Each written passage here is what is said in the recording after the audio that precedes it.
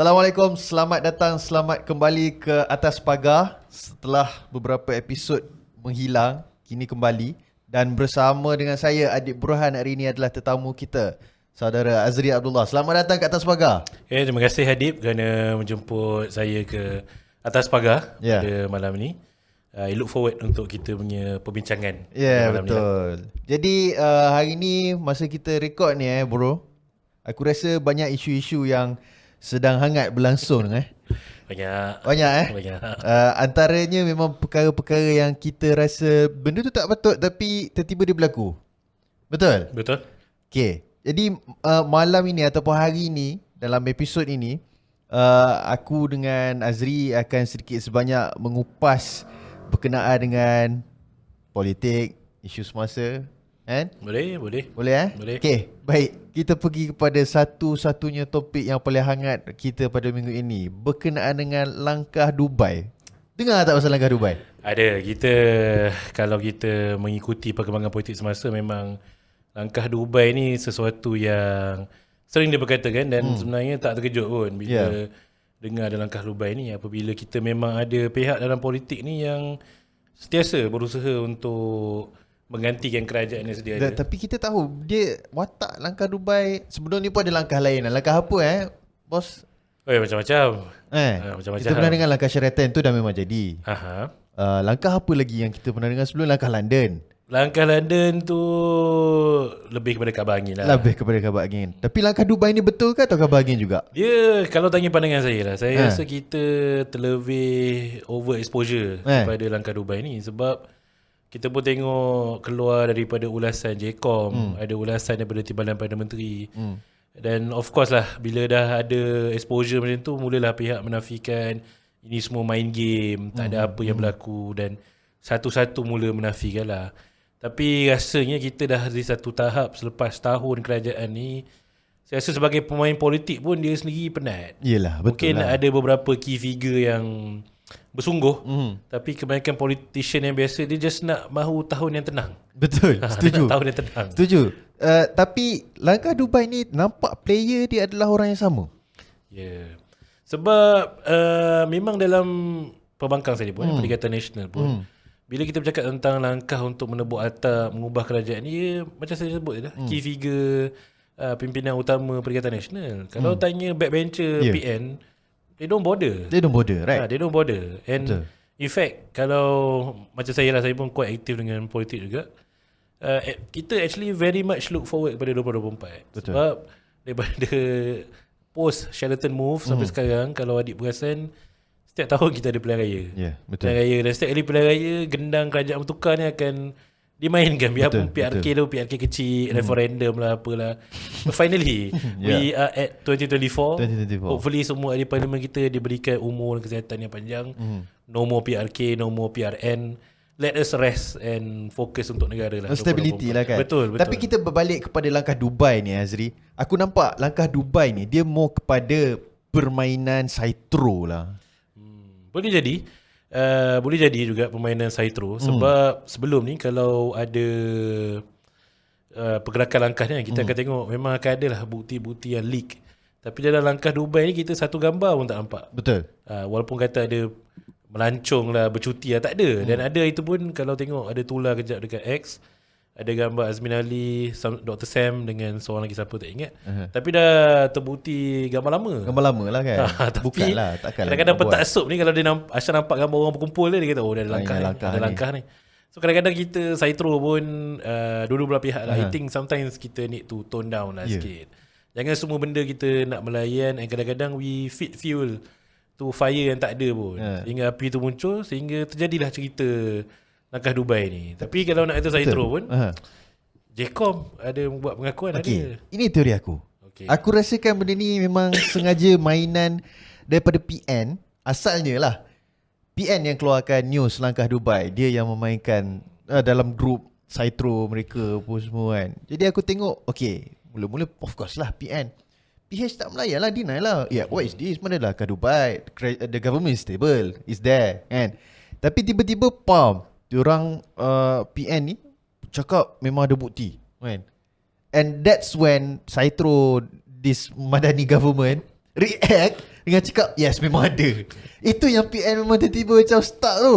Betul. Bila dia akui semua. Lepas tu Zahid pun dah akui tiba-tiba kan. Jadi macam bila benda tu diakui oleh government punya side, itu yang tiba-tiba kalau Azri ada nampak kan, aku nampak dekat banyak tempat juga ni Wan Faisal. Wow. Okay. Terus keluarkan statement. Dia deny everything tau. Dia macam someone yang macam alamak gabra dah kan. Padahal dia juga yang cakap pasal langkah Dubai ni. Tak Betul. rasa macam ini adalah permainan yang PN termakan dengan diri sendiri.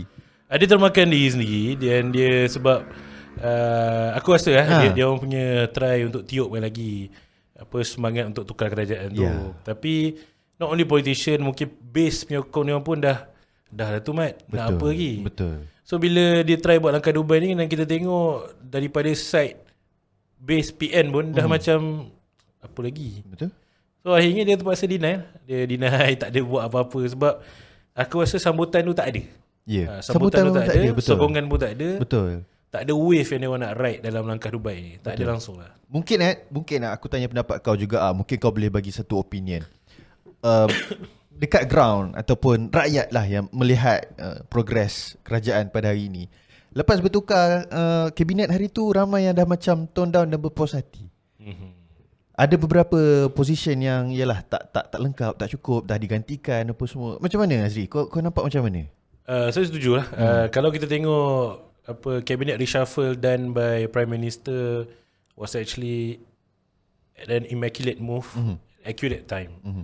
Sebab memang ada tak boleh kita nafikan lah. Ada certain portfolio yang mungkin di luar kemampuan parliamentary. Spell it out. Tak apa, kat sini kita memang borak semuanya. Mungkin lah antara yang selalu kena kritikan seperti KKM misalnya. Dr. Zaliha. Dan Dr. Zaliha telah pun dipindahkan ke Kementerian Wilayah.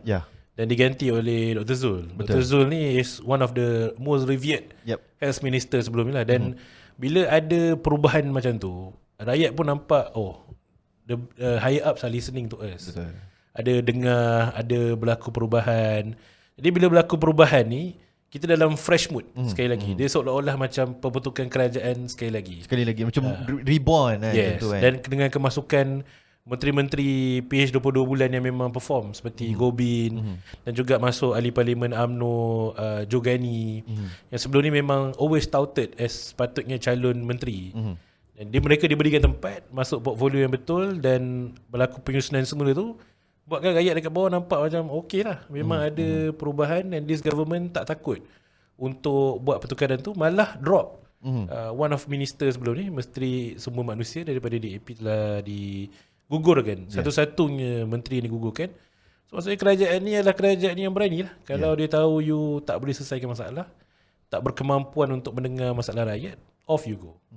So mungkin itu adalah satu mood booster kepada rakyat, line up yang baru. Dan of course menteri pun tak senang duduk lah. Bila dia tahu macam dah ada contoh kan, dah ada contoh. Betul. Ada tak Azri rasa yang sebenarnya kat dalam kabinet sekarang yang sepatutnya hari tu digugurkan juga atau ditukarkan juga? To be honest, saya rasa kalau kita bincang politik ni, saya suka tengok kementerian mana yang paling jarang keluar akhbar lah. Dia keluar akhbar boleh atas sebab yang baik atau sebab yang negatif. Tapi antara yang saya nampak secara personal lah yang kurang, tertukar saya aku. Tak apa. First time. Contohnya Menteri Pelancongan kita lah. Nampak macam dia lebih engross untuk bergaduh dengan solusi. Tiong King Sing kan? Ya, betul. Actually waktu dia nak naik di lantai tu, aku tweeted dulu, aku cakap, "Wis, cool dude." So ada nampak video dia menari dengan orang-orang. He's a senator, right? It's not a full MP. Dia full MP. Full MP. I see. Full MP, and dia memang daripada, he's quite popular dengan Nimi constituency because very down to earth. Nampak dia macam cool guy, very laid back, enjoy menari. So at that time aku pun under the impression yang he will make a good tourism minister. Tapi setakat ni lah, apa yang keluar daripada Tiong King Sing ni bergaduh dengan solusi, isu dekat airport sebelum ni. Ya, betul. Dan kita tak nampak much is done untuk pelancongan. Dan aku datang daripada Negeri Melaka. Yang tahun ni tahun 24, tahun Melaka. Betul. Datuk Siti telah buat persembahan yang sangat hebat di Melaka ya guys. Nampak macam kerajaan Melaka tu lagi perform dia punya inisiatif untuk pelancongan tu. Dan menteri macam pajak lah nama dekat situ. Jadi kita macam sayang sikit lah. Cakap lagi sekali sebab cuba kan.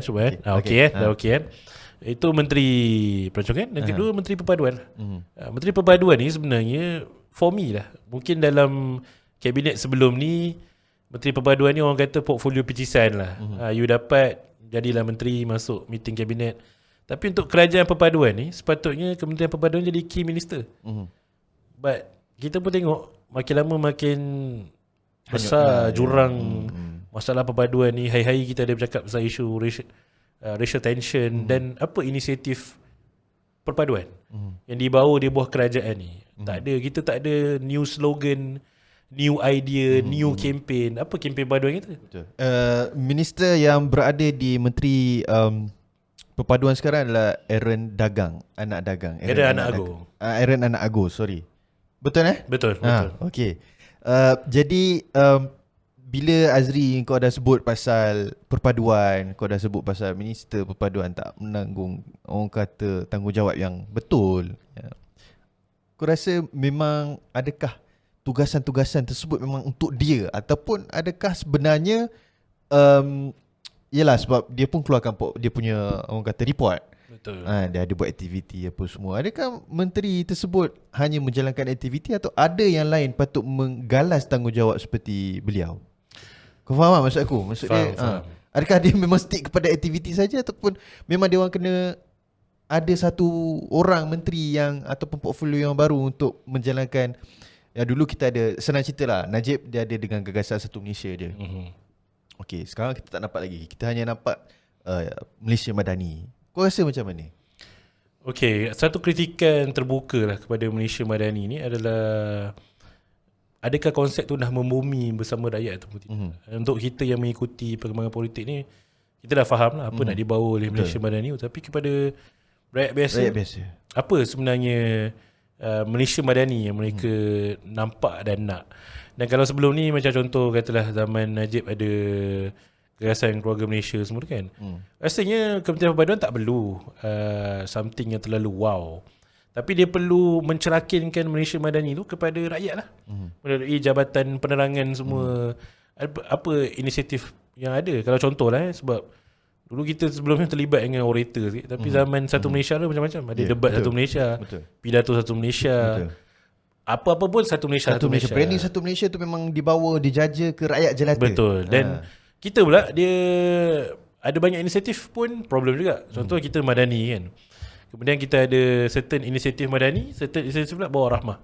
Ada rahmah, kemudian sekarang ni kita ada padu pula. So, kalau dicerakinkan dengan baik, dikomunikasikan dengan baik kepada masyarakat di bawah, no problem lah. Tapi nampak macam kita tak ada an effective communicator untuk betul-betul memahamkan rakyat. Dan sepatutnya bagi aku lah, ini adalah kerja Kementerian Perpaduan lah. Dia perlu bawa slogan ni. Tapi aku faham dia punya terhad tu. Sebab banyak isu perpaduan kita sebenarnya banyak playing between the line of bangsa dengan agama. Dan sekarang ni kita duduk di zaman satu era yang kalau orang bukan Melayu cakap perkataan Islam sekalipun, memang akan ada pihak yang trigger. So apatah lagi kita punya Menteri Perpaduan bukan beragama Islam. Jadi mungkin dia pun ada rasa a bit reservation untuk dia pergi forward into perkara tu. Dan bila berdepan dengan masalah perpaduan yang antara kaum dengan agama ni, aku pernah cakap sebelum ni, we need a deputy religious minister untuk buat kerja-kerja politik, untuk jadi frontman ke depan dalam isu-isu agama ni. Sebab sebelum ni nampak macam Dr. Naim, Menteri Agama kita, dia a bit slow. Dan dia pun pernah keluar statement mengakui yang dia minta maaf. Dia pun bekas hakim Mahkamah Syariah yang biasa bekerja secara privacy, kurang pendedahan untuk upkan dia punya kerja tu. Sebab dia bukan orang politik. Jadi sekarang ni bila ada timbalan Menteri Agama yang juga bukan orang politik, akademia, harapannya timbalan Menteri Agama ni boleh bantu dari segi mengeluarkan orang kata naratif balas lah, untuk membawa mesej Islam yang merangkul semua orang ni. Dan akhirnya menunjukkan, kalau tanya kami lah, kita ni ada cita-cita nak jadikan rahmah tu satu konsep yang difahami oleh semua. So hopefully perkara tu boleh berlaku dengan kemasukan timbalan-timbalan menteri yang baru ni. Faham? Azri, kau dah sebut tadi Alang, kau dah sebut tadi pasal perpaduan, cakap ada racial tension. Pola politik ni lah kan Azri, kau tahu kan. Kita tengok kan, Kita ada right wing, left wing, moderate, center. Kat Malaysia ni kau nampak macam mana dia punya pola politik 2024 ni lah. Kau dah tengok PRU ke 15 pada bulan November 2022. Kerajaan Madani dah 1 tahun. Dan sekarang kita masuk ke 2024. Kat mana orang Malaysia punya yalah, pola politik, keminatan politik tu ke mana? Okay, kalau kita nak bercakap dari segi berpihak lah kan, aku suka nak ambil contoh tempat tinggal aku sendiri lah. Parlimen Tangga Batu. Tangga Batu. Okay, Tangga Batu ni dia menarik. Sekarang ni dia bawah Perikatan Nasional, bawah PAS lah. PRU sebelum ni dia bawah Pakatan Harapan, PKR. PRU sebelum tu pula bawah Barisan Nasional, UMNO. Jadi dah 3 penggal ni, aku dan orang di Tangga Batu merasakan pentadbiran yang berbeza-beza daripada di Tangga Batu. Dan orang senang cakap, orang kata Tangga Batu ni swing state lah. Swing state. Kita tak tahu macam mana dia punya pola tu. Jadi kalau kita observe pemikiran orang kita ni, sebenarnya lah, kalau kita kata ada masalah perpaduan, racial tension, kalau kita turun ke bawah interaksi harian rakyat, majoriti Melayu dengan bukan Melayu, okey, tak ada isu. Tapi itu secara permukaan lah, surface. Kalau kita go deep down, bila kita bercakap soal kuasa, soal pengundian ni, dia ada macam orang kata bibit-bibit ketidakpercayaan di antara kaum-kaum lain. Dan aku rasa ini adalah problem ke depan yang kena diperbaiki. Dan benda ni Presiden parti aku, Mak Sabu, dia wrap up masalah dengan satu ayat yang jelas. Dia kata dekat Malaysia sekarang ni, most pengundi kita dah tak tengok buat kerja ke tak. Dia dalam back of the mind, dia sedang melihat bangsa dia terancam, agama dia terancam. Jadi dia akan mengundi kepada orang yang dia rasakan boleh melindungi bangsa dan agama dia. Dan dia dah tak nampak dah prestasi orang yang bekerja untuk ni. Sebab kita banyak ahli parlimen yang sebelum ni bekerja dengan baik yang gugur, yang tidak menang semula kerusi mereka pada pemilihan hari itu, sampai kita tertanya-tanya, what happened? Sebab kan ada ketakutan tu, dan ketakutan ni seolah macam orang kata apa, tak ditangani dengan baik tau. Macam tak ada orang nak turun ke apa semua kan. Dan of course lah, kalau kita tengok satu camp ni dah kata lantah, kalau belah sana tu dia dah ada pemikiran sedemikian, kita tak payah buat apa, biarkan dia orang hidup dalam tempurung dia orang semua macam tu. Kita buat tak tahu je, kita bergerak sendiri. Tapi for me cannot lah. Kita mesti engage, kita mesti ada satu usaha untuk merapatkan balik jurang di antara pola pemikiran yang berbeza ni. Sebab dia, kalau sebelum ni kita cuma ada masalah dari segi perbezaan politik lah. Maksudnya kamu parti lain, ni parti lain. Tapi dan benda ni kita ada bincang, kami ada bincang sikit dalam convention Amanah sebelum ni. Memang antara ke depan ni, prioriti utama untuk parti Amanah ni ialah kita nak menentang pemikiran takfiri dan gulu, pelampau dan suka mengkafirkan orang lain ni lah. Dan benda ni dah macam ringan, dah terlampau ringan sangat mengkafirkan orang lain ni, sampai kadang kita terfikir. Tapi isu ni bukan isu baru kan? Isu lama lah mengkafirkan orang. Isu ni bukan isu baru, tapi bila orang kata PAS lah, dia gain strength, ada banyak in numbers, so orang ni makin seronok. Sebab dia rasa macam bila dia buat macam ni, orang makin suka, makin bersama dengan mereka. Dan dalam politik ni, kalau kita belajar pasal sentimen, dia mudah untuk jual kebencian. Betul. Dia mudah untuk benci. Dan kenapa kebencian tu mudah dijual? Sebab dalam mind kita dah memang ada perasaan, ada perasaan sebegitu dah. Jadi bila orang sebut itu cakap, betul. Saya setuju dengan dia. Betul. Dan bila kau cakap macam tu Azri, aku memang akui lah, aku ada satu, orang kata benda ni, aku tak tahu kau setuju ke tak, tapi aku memang baru-baru ni aku berbincang dan aku dapat satu, orang kata konklusi keadaan politik kita semasa ini dekat Malaysia. Kita kena akui yang sekarang ini 80% semua orang adalah konservatif. Semua orang adalah konservatif. Kerana perpecahan parti-parti Melayu lah, itu kita kena akui juga. Cumanya konservatif dia sekarang ni Azri, dia berpisah kepada dua, iaitu konservatif right wing. Kita tak nak cakap dia far right lagi lah, dia hanya right wing. Dan konservatif moderate. Which is konservatif moderate ni yang ada dalam Pakatan Harapan sekarang, Keadilan, Amanah dan juga UMNO lah. UMNO perlahan-lahan menjadi konservatif moderate. Yang konservatif right wing memang dalam Perikatan Nasional betul-betul ini PAS bersatu, Mereka sebenarnya ialah right wing. Jadi kalau kita nak bercerita pasal racial tension ni, rakyat Malaysia sebenarnya kena akui yang sebenarnya pemikiran rakyat Malaysia keseluruhannya, pelbagai bangsa, mereka kena akui yang konservatif ini is the most prevail lah dekat dalam society. Jadi sebab tu kalau nampak sekarang ini, even DAP pun dah yalah, kita tahu dalam DAP ada banyak suara. Ya, betul. Ada banyak suara. Tetapi kepalanya sendiri pun dah akan cuba mencucuk cakap, jangan kacau konservatif.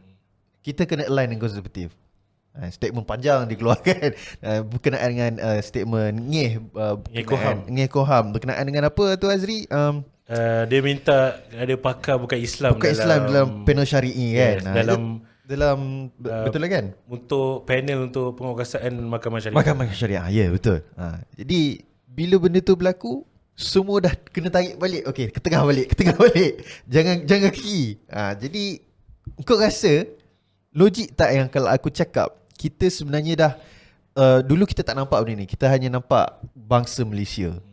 Tapi sekarang sebenarnya dah nampak yang bangsa Malaysia ni harus dibentuk secara konservatif, which is secara Melayu Islam.